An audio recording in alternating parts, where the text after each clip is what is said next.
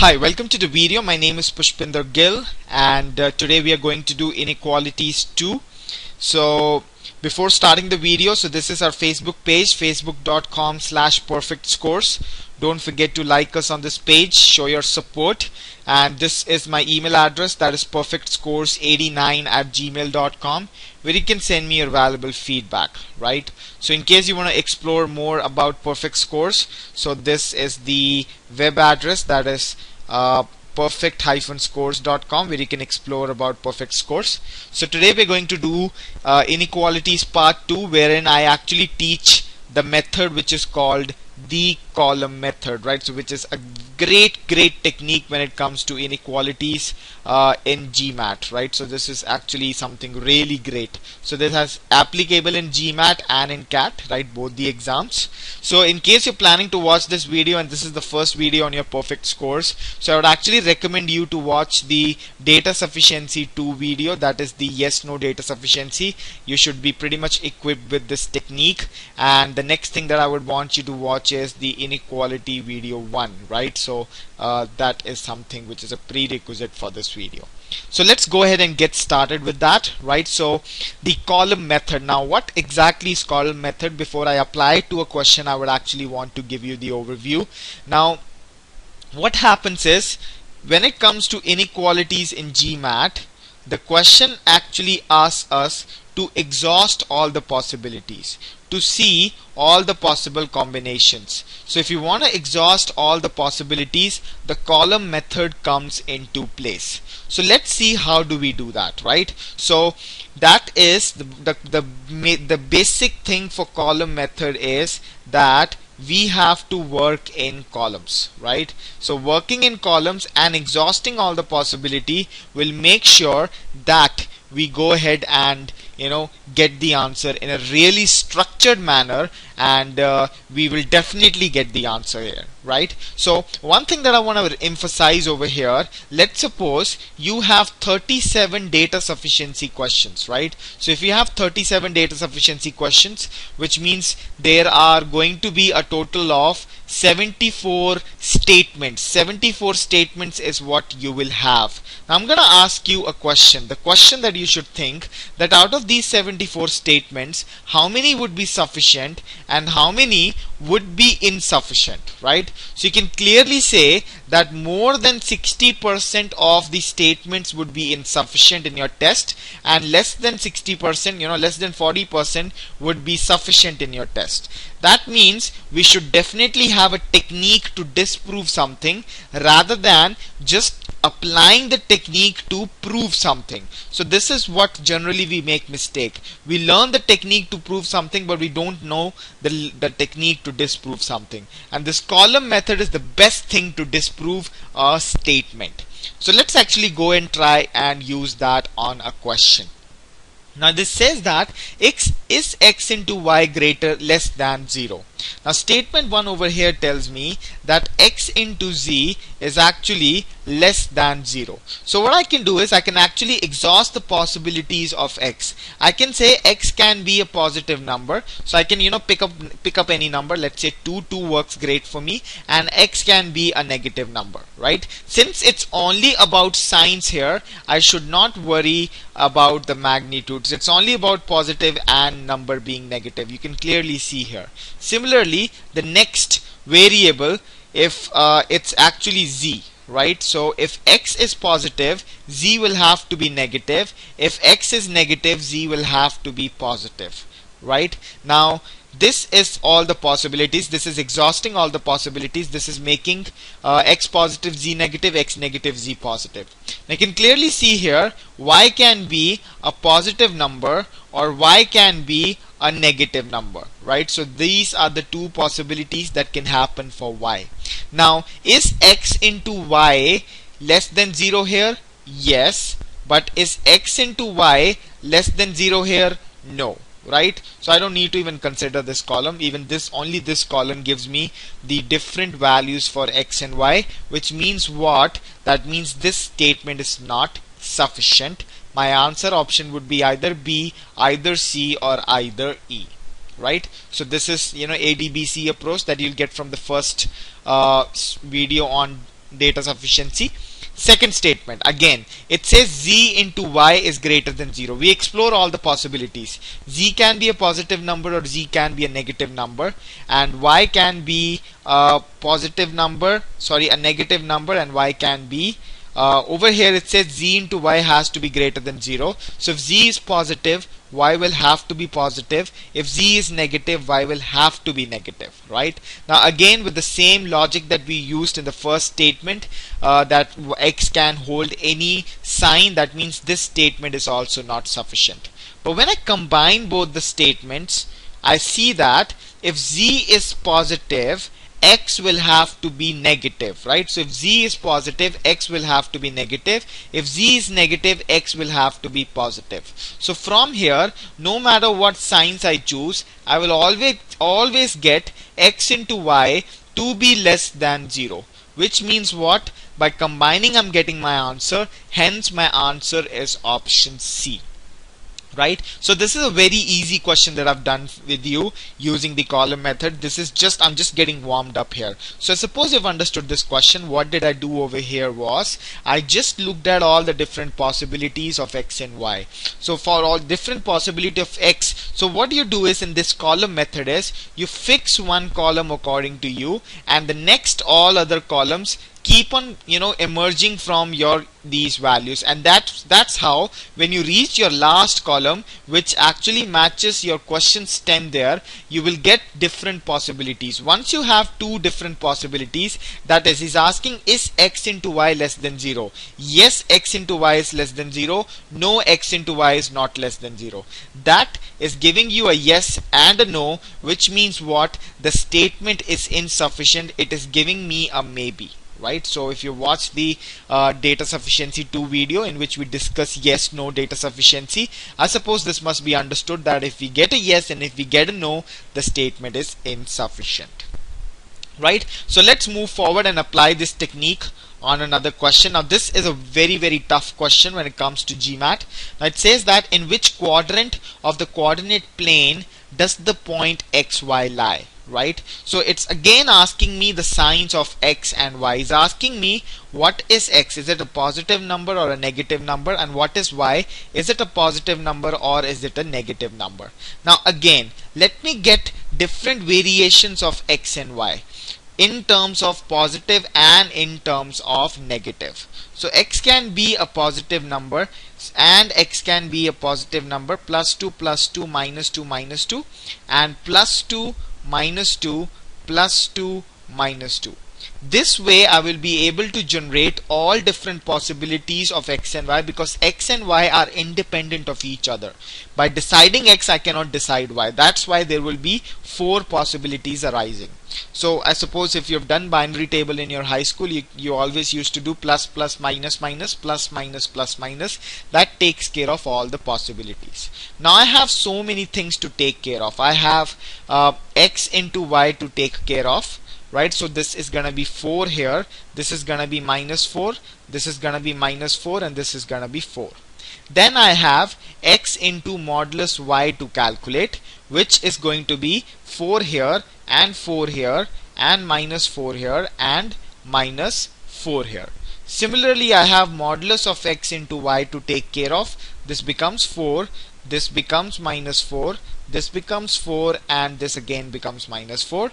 And the last thing that is there is modulus of x into y, which is always equal to 4 no matter what happens.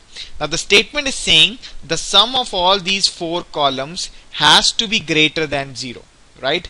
If the values which are meeting this fact, if they meet this fact, then only I can check what these are the signs of x and y. Now over here 4 plus 4 plus 4 plus 4 is greater than 0. That means this values passes for me to check, and these values are actually satisfying the fact. But over here it's not less than it's not greater than 0, it's not greater than 0, and it's not greater than 0.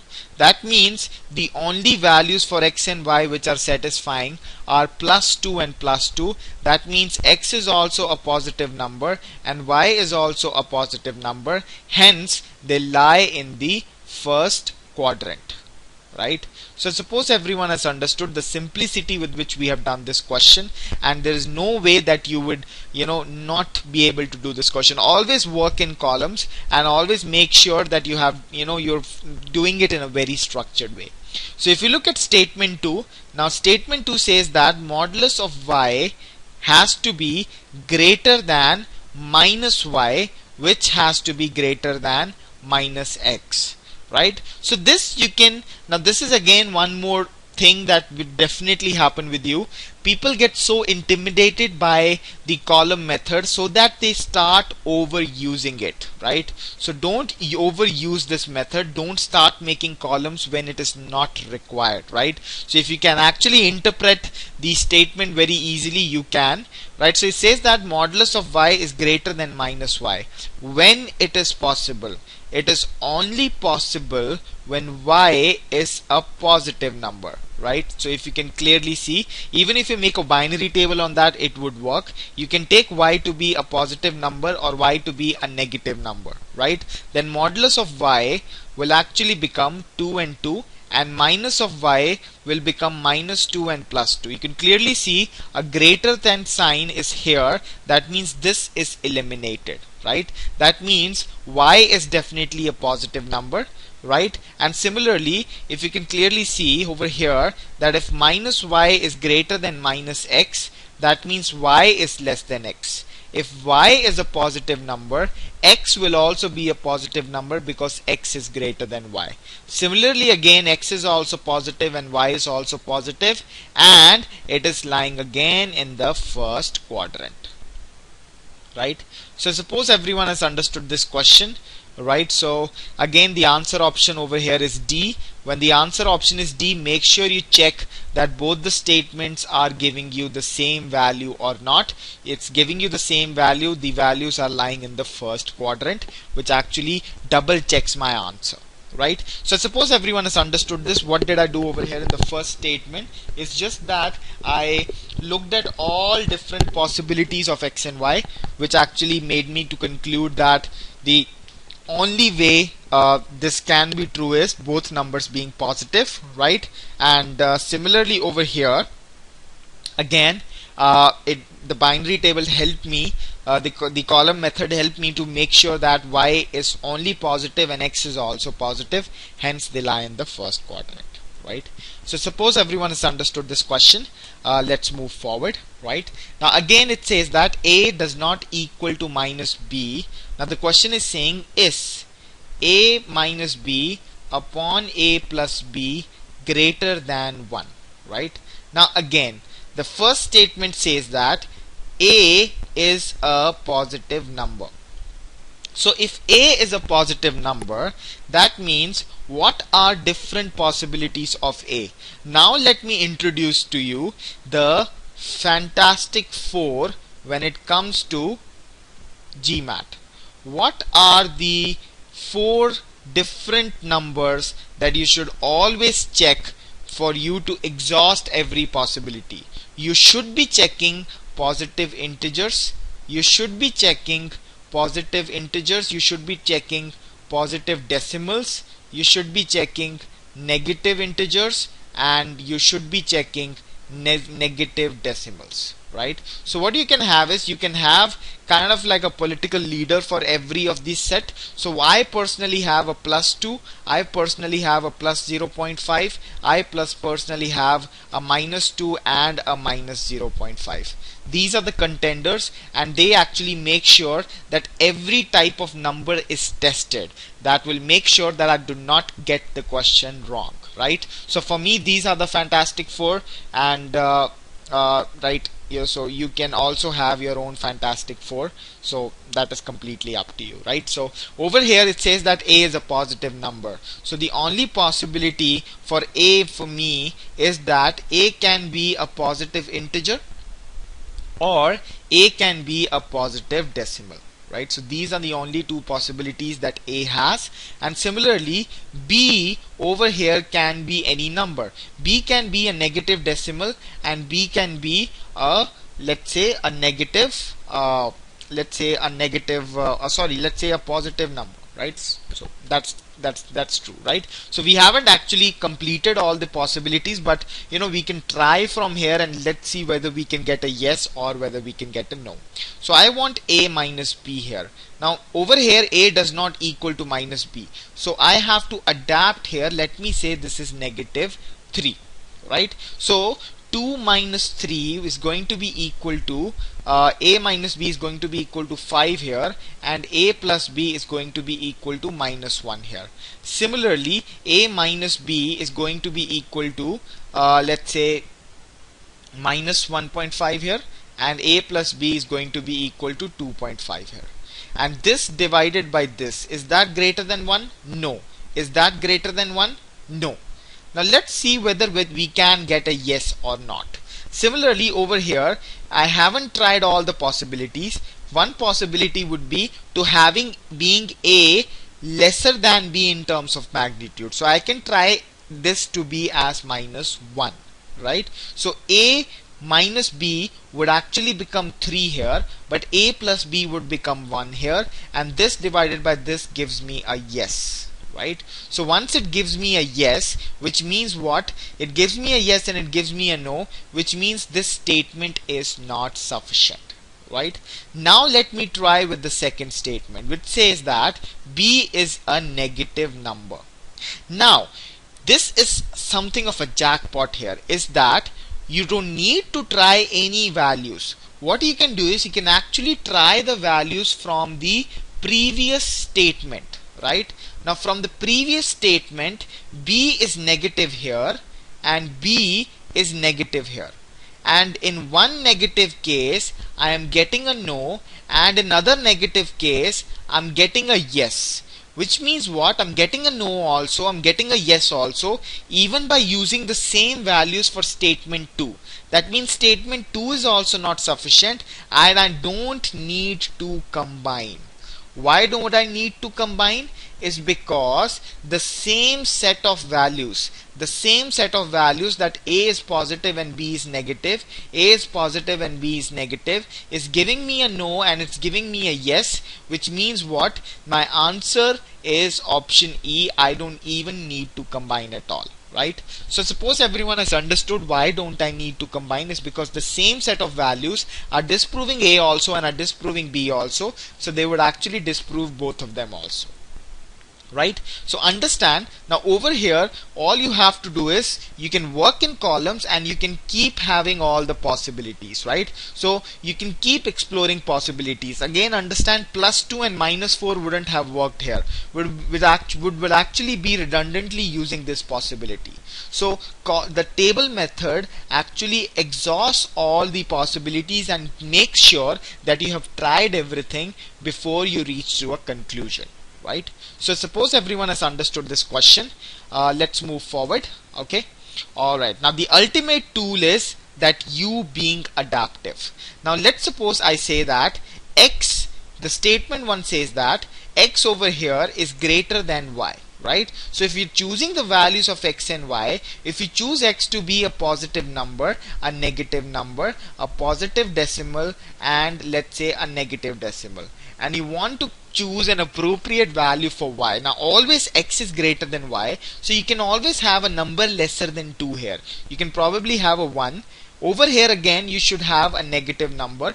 Over here you should have a negative, a positive decimal which is lesser than this, right? And again over here you should have a number which is lesser than this, so that you actually respect the statement, because this is a fact that you have to meet, and your table should be framed in such a way so that it actually meets this fact and gives you enough possibilities so that you can get a yes and so that you can get a no in your question.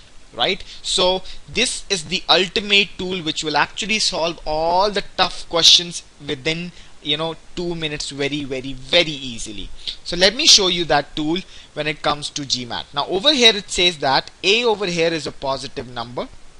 Now it's saying that is 1 over a plus b less than 1 over a plus b. Now the statement 1 is telling that a plus b is greater than 0. Now let me pick up the values for a and b in such a way such that a plus b is greater than 0. You know what? I will go with my famous 5. I can say a can be a positive number, right? A can be a negative number, a can be a positive fraction, and a can be a negative fraction. Similarly, if I want to keep a plus b greater than 0, if this is plus 2, for me to make this greater than 0, I can have this to be equal to, let's say, minus 1, right? Over here, it's minus 2, so I'm just randomly choosing. I'm not using any science behind it. I just want to make a plus b greater than 0. So this can be, let's say, plus 3. This can be, let's say, plus 1, right? And this can be, again, plus 1, right? So which is the case here, right? In every case a plus b is greater than 0. Now let's see whether we meet this condition or not. What is a 1 divided by, okay, we just have to calculate 1 divided by a plus b. 1 divided by a plus b is 1 by 1 here, this is 1 by 1 here, this is 1 by 1.5, and this is 1 by 0.5. Now what is 1 by a here? 1 by a is 1 by 2, and this is negative 1 by 2, and this is 2, and this is negative 2. Now what is b? B is already here, so I'll just repeat the column here. That is minus 1, plus 3, plus 1, and plus 1. Now the question is saying this plus this has to be greater than this. Let's see whether we get that. Is this plus this greater than this? No. Is this plus this greater than this? Yes, right? Because 1 minus 1 by 2, it's not greater than 1. So that means I have a no, I have a yes. I don't need to even check that, but I will just check that again. This plus this greater than this? Definitely yes. This plus this greater than this? That is definitely a no. So I have a lot of yeses and a lot of no's. That means this statement is definitely not sufficient. Now when I pick up my statement 2, it says a greater than 0. That means let me pick up the values where a is greater than 0 in this table. That will actually help me to reach to a conclusion. Now this over here is a is greater than 0, right? And this over here, it says that a is greater than 0, right? So this over here, it says that a is greater than 0. That is a is 0.5 and b was 1, which actually made a plus b greater than 0. So 1 over a plus b was 1 over 1.5. 1 over a was 2, and when I added plus 1 to it, so that it actually became 3. So it gives me a yes, right? So it gives me that this plus this is actually greater than this. But when I pick up these values, a is equal to 2, b is equal to minus 1. So 2 minus 1 is 1 by 1, and a plus b is greater than 0, which is fine by me. And yeah, so that actually makes that, again, it gives me a no, it gives me a yes. That means even by combining it, I will not get my answer, because I'm using the same set of values, guys. I'm using the same set of values here in this statement. That means I don't need to combine at all. Hence my answer is option E, right? So only if you get a no and you get a yes from the same data set, then you don't need to combine. But if you get only 2 yeses or you get only 2 no's, right, then you should actually combine the statement, and let's see whether you can get the other thing also. So that means over here I would suggest you to watch the data sufficiency 2 video in case you're confused with the yes and no's. It's very crucial that you watch that you understand what do you mean by a yes and what do you mean by a no, right? So suppose everyone has understood this question. Let's move forward. Now this question says that so let's go ahead and do this question. And this question says that is a into modulus of b greater than a square? The first statement is telling me that a is greater than b. Alright, so let's start with all the possibilities of a. A can be a positive number, a can be a negative number, a can be a positive decimal, and a can be a negative decimal, right? So let's talk about b. Now I have to make sure that a is greater than b. So if this is plus 2, I have to make a positive number here. Guys, one advice that I'll give: stay away from 0 and 1 when you use the column. Stay away from 0 and 1 in the very beginning. Later on you should try to apply it, because 0 and 1 always make come when there are corner cases, right? So initially stay away from 0 and 1. So I would actually make this plus 3 and I will try to make this as plus 2, right? So I would not give B as plus 1, because I actually want something to happen here. So then this is minus 2. A has to be greater than B. Let's make it a smaller number. This is plus 0.5, and so let's make B a smaller number than that. Let's say again minus 3, and this is minus 0.5. let's make A another smaller number. Let's say minus 0.3, right? Okay, why don't we say like minus okay, why not we say, yeah, minus 3 is fine, no problem. Then it says that I have to find A into modulus of B. A into modulus of B is 6 here, which is negative 6 here, which is 3 into this, so this is 1.5 here, right? And this is negative 1.5, right? So what is A square?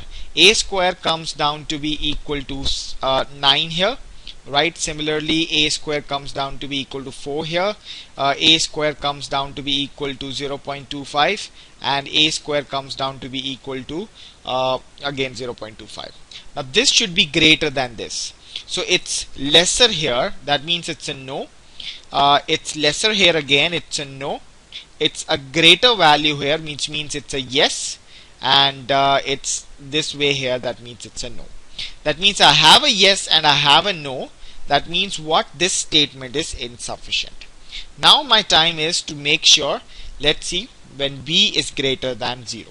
So if B is greater than 0, which is in this case, so I will actually use the same previous table, and in none of my other values I made B greater than 0. So let me try to get a yes. I already have a no. If I can actually get a yes, that means this statement will be insufficient, right? So again, B is greater than 0. So B over here, I've already tried B to be a positive number. B over here can be a positive B over here can be a positive decimal, right? So B over here can be a positive decimal, and so let me try to pick up a positive number also, right? So but A can have different variations, because now I'm just using second statement. I don't want to bring the first statement into consideration, right? So A over here can have different possibilities. So A over here can be a negative number, right? And A over here can be, let's say, a positive number also, or a positive fraction also, right? So first I'll try these two. If I get a yes, my deed is done, right? So let's move forward. So A into modulus of B. A into modulus of B will make it minus 1, and A into modulus of B will actually make it, so A into modulus of B, that is 1 by 2, into B, that is again makes it 1. So then it's A square here, so A square is 4 here, and A square is 0.25, right? So the sign was supposed to be this, but the sign is actually coming this here, that means it's a no, but the sign is coming this here, that means it's a yes. So I have a yes and I have a no, which means what? This statement is also insufficient. Now I combine. Now this is some piece of information that I would like to give you. Whenever you are combining the statements, what happens is your answer option is either C or E. So understand, most of the times, like roughly 70 to 80% of the times is going to be C, and very rarely it is going to be E.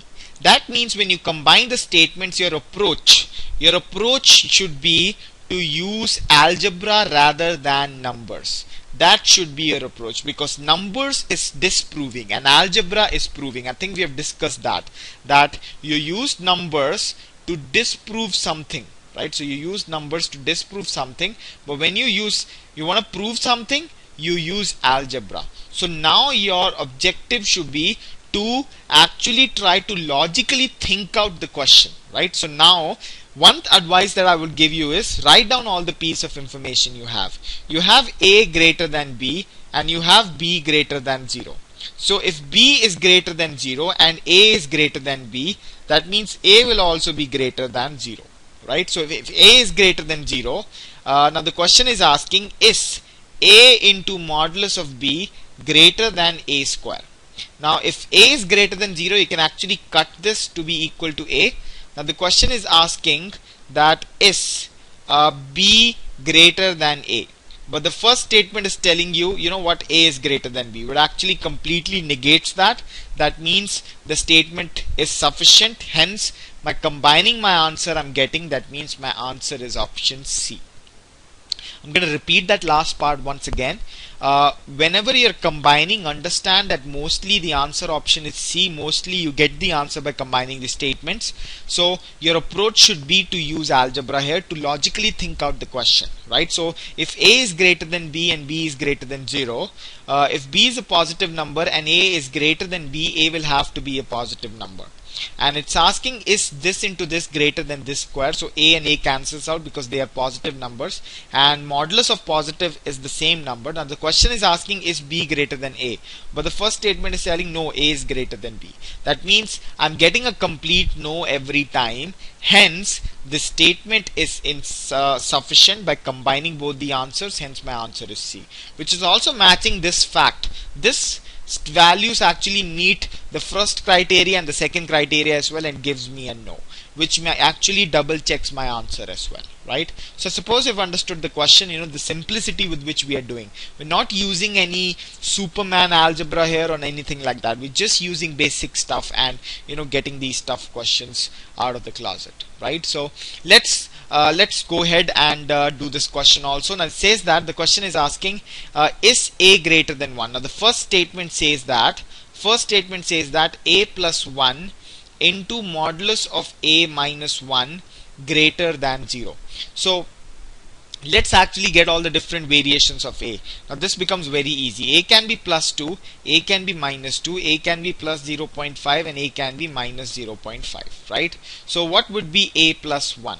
So a plus 1 would be 3 minus 1, 1.5, and 1, right? So that is the case. And what would be modulus of a minus 1? Modulus of a minus 1 would be 1, again 1, again minus 0.5, and again minus 0.5, right? So is this into this greater than 0? Over here, let's say yes, this into this is greater than 0. That means this value qualifies for me to check back over here, that is a greater than 1. Understand, never confuse the fact with the statement. This is the fact which you have to meet. Now this is actually satisfying. Now is a greater than 1? Yes, it is. But this is not even satisfying the fact. That means this is ruled out. Again this is ruled out. Again this is ruled out. That means the only possibility of a is being a number greater than 1. Right? Because I've actually exhausted all the possibilities of a.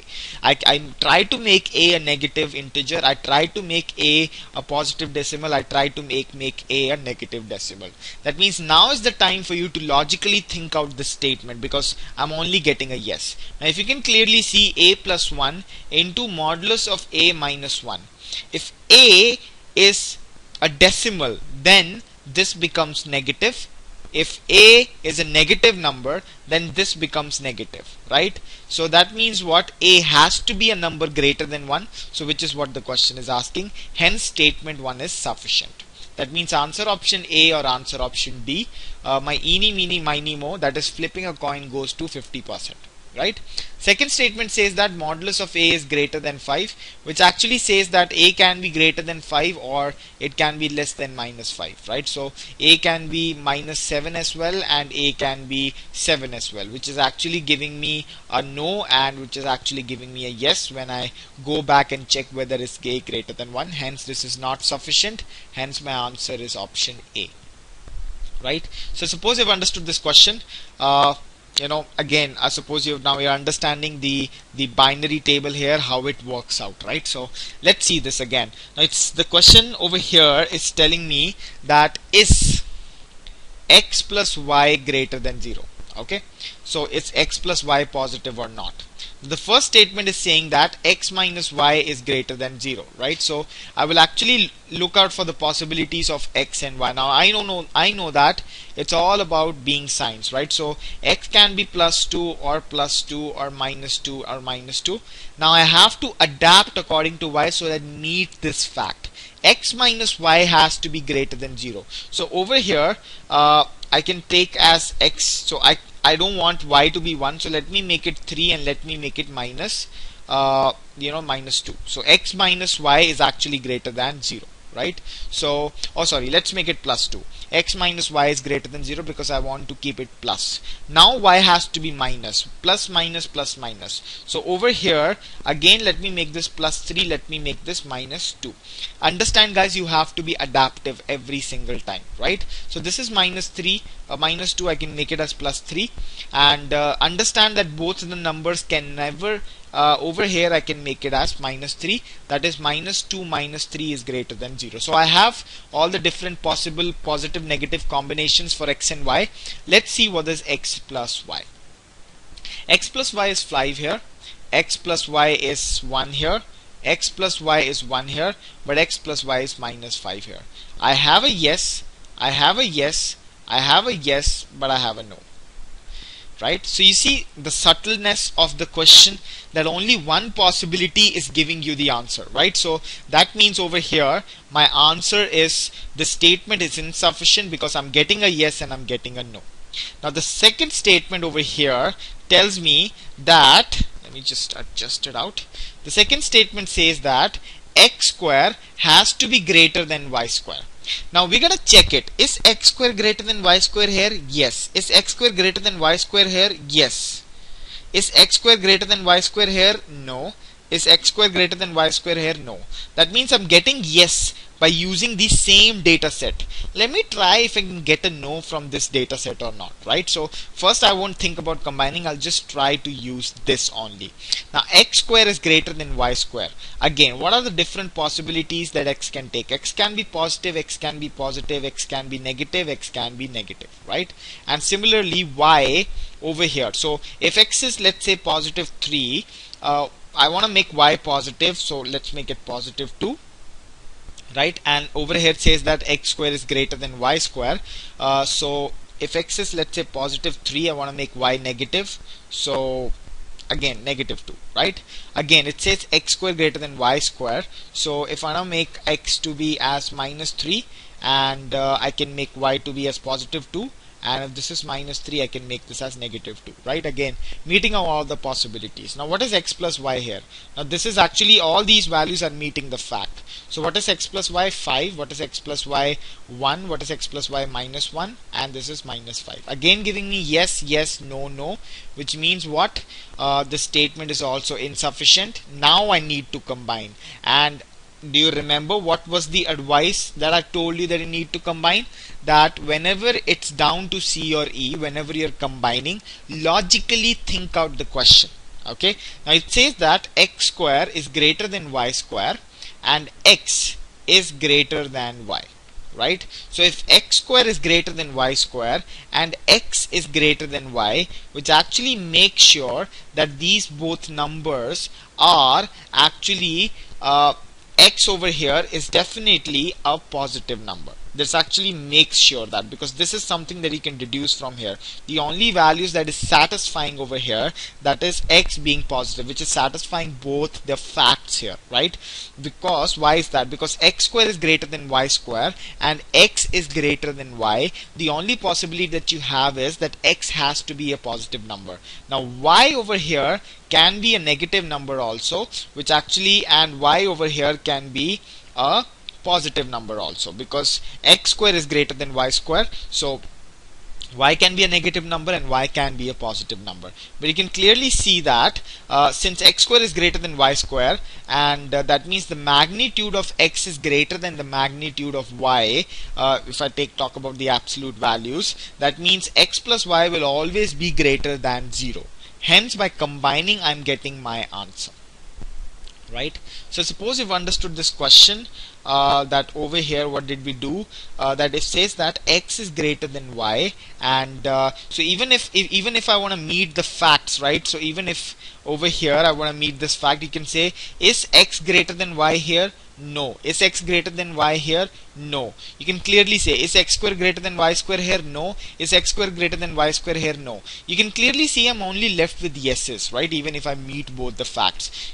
We have actually tried out everything, right? So again, that means what? This statement will not be will be sufficient when I combine both the answers, hence my answer is option C, right? So the only thing left over here for you to check, even if you want to check, is decimals, right? So if I actually want to try out decimals and make sure it meets both the fact, so x is greater than y and x square is greater than y square, so which will not be possible at all, because if I, let's suppose, pick up x to be equal to 0.5 or let's say y to be equal to 0.4, so x is equal to, x square would be 0.25 and y square would be equal to 0.16. So it's meeting all the facts, so that's fine. But if I make again x to be equal to 0.5 and y to be equal to minus 0.4, again it's the decimals play no role here at all, that you should be able to understand. The decimals play no role at all. X plus y will always be greater than 0, hence my answer is option C. Right? So suppose you've understood this. If there's any query in any of these questions, just do send me a feedback, right? Do send me that you haven't understood that or not, right? So in the end, what to do when it comes to inequality questions, right? So what to do, what is the basic thing that you have to do when it comes to GMAT or CAT inequality? The first thing is start the question with numbers, right? So start the question with numbers, which is the best thing to do. What will happen is you will be able to eliminate all the obvious errors out of the question, right? So make sure you exhaust all the possibilities. You have seen that in this video only, I'd used so many columns, right? So many different types of columns. Sometimes I use plus 2, minus 2, minus 2, and sometimes I use plus 2, minus 2, plus 0.5 and minus 0.5. Now this is something that I used because in relation of another variable, because I wanted all the possibilities of plus and minus of a and b, but over here I wanted different variations of an individual variable, right? So that actually helped me to make sure that I am having different variations, right? So this actually exhausts all the possibilities, which gives you a yes and gives you a no. And when you look at the second statement, always try to use the same values as in the first statement, and if you get a yes and you get a no, you get lucky. The answer option straight away is E, right? But when the first statement is only giving you a yes by combining with the second one, or only giving you a no, so then you try to disprove the second one, right? Again with the same case, and if you're not able to disprove an individual statement, right, so then is the time to logically think out the statement, right? So then is the time that you should logically think out. Now understand, initially if you start to think out the question logically in the very beginning without using numbers, you'll have so many variations to think of. You know what, this can be possible, or this can be possible, or this can be possible.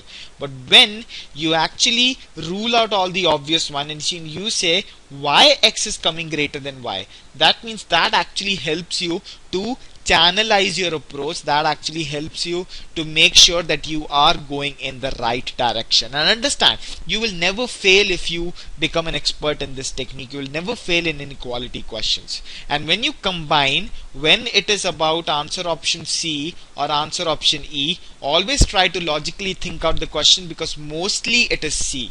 Very rarely it will be E when you're combining the statements, right? So 60 to 70% of the times it will be C. So try to logically think out the questions, right? So these are the two things, right? So one is using numbers and one is trying to logically think out the question. This is only used to disprove things, and this is only used to prove things, right? So I suppose you've understood this question, right? So you've understood this technique.